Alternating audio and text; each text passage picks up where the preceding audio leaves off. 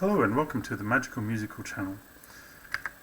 This video will talk about who I am and why I've made this channel.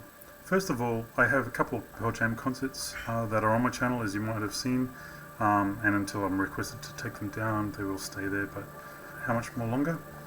I also have the Brisbane Municipal Concert Band videos that we usually play in parks, so I have some videos around that. We recently celebrated 120 years of music making. That concert's actually on this channel, as well as all of our other parks concerts as well.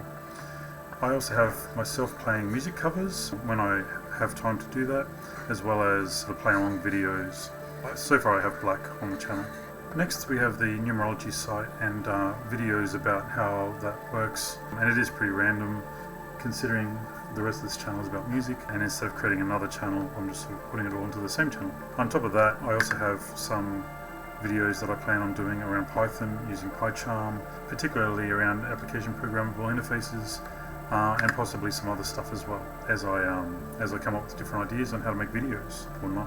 So who am I? I'm really just a dude. I studied programming and currently work in IT. I am a music fan, hence I believe, like Eddie Vedder, that music is the main form of magic in this world, other than numerology.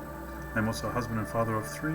I'm a member of the Brisbane Municipal Concert Band. I play the alto sax, and I am currently a Scouts leader. I have created a few programs that I will hopefully do videos about, i.e. creating or extracting data through Whisper and Spotify, and also my numerology program, as you can see linked here. So who am I numerically or numerologically? So first of all, I realized that I was a 12th, and this is by date.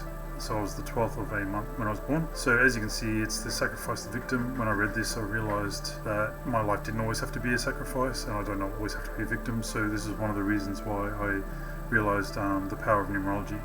So as it says here, you would periodically sacrifice for the plans and intrigues of others, and I had given up a year to help someone, and continually I will do things like that.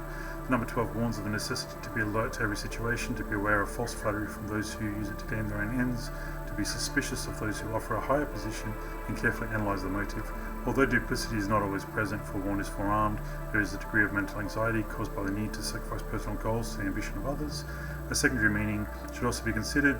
The one is the teacher, whether it is a person or life itself, and the figure 2 is the kneeling submissive student. So sometimes the results are severe emotional stress and mental anguish, which can create amnesia or forgetfulness of lessons previously learned. So the 12 represents the educational process on all levels, the submission of the will required and the sacrifices needed to achieve knowledge and wisdom on both a spiritual and an intellectual level. And I had actually dropped out of uni. I don't know if I'll go through my whole life at some point, but when the intellect is sacrificed to the feelings, the mind will be illuminated with the answers it seeks. Look within for the solution. Attention paid to the requirements of education will end suffering and bring success. So this really does sum me up in a nutshell, and I don't know how many 12 people are out there that would also relate to, but this is one of my numbers. Generally people have 4 numbers. They have the 2 compound and the 2 single numbers. So my other compound number, which is my name, is the learner meditation. This also sums me up to a T. It's a number of retrospection, thoughtful deduction, mental superiority. It belongs completely in the mental plane, and those represented by it often put all material things to the side, not because they have to, but because they wish to. Consequently, the number 30 is neither fortunate nor unfortunate, because it can be either, depending on what we want to do or entity it represents. The vibration of 30 can be all-powerful, but it's often indifferent according to the will of the person.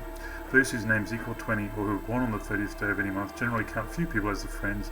They tend to be taciturn loners, preferring to be alone with their own thoughts. Social functions and public gatherings are not their style.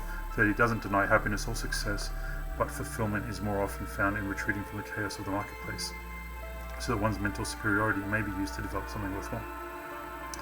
To write ideas which may change the world, or to protect and develop one's personal talents, such as art or other gifts. It indicates a lonely yet frequently rewarding life pattern. So upon learning about the 30, I thought, a numerology program would help the world potentially, so that's why I went on that path. So the fact that I have 2 30s means my 4th and 3rd numbers are 3, because I am a double 3.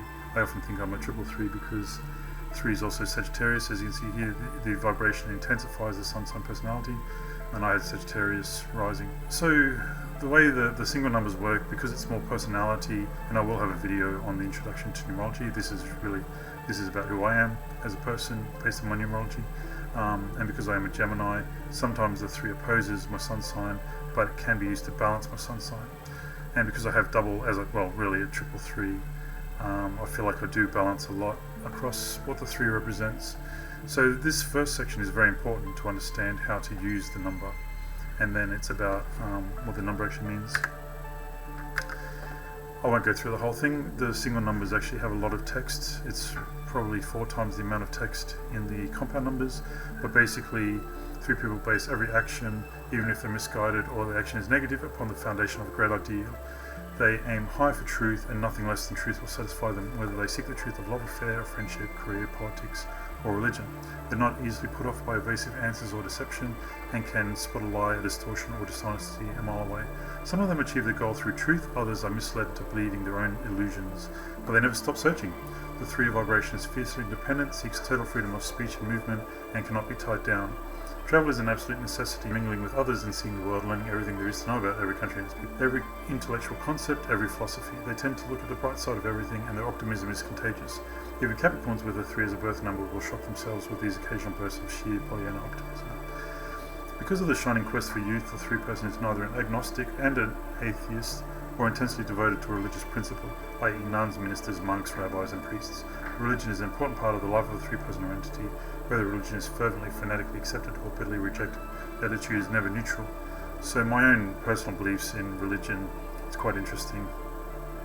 I kind of believe all religions are true, and that God does exist because of numerology, but that the actual fervent nature of religion is what I worry about, that people think that their way is the only way and not every other way is incorrect, which to me leads to wars and so on. So that's basically me, and you can see the program for more details on how all of this works. And as I mentioned, I will do a video on the introduction to numerology. But for now, thanks for that. All the best. See you.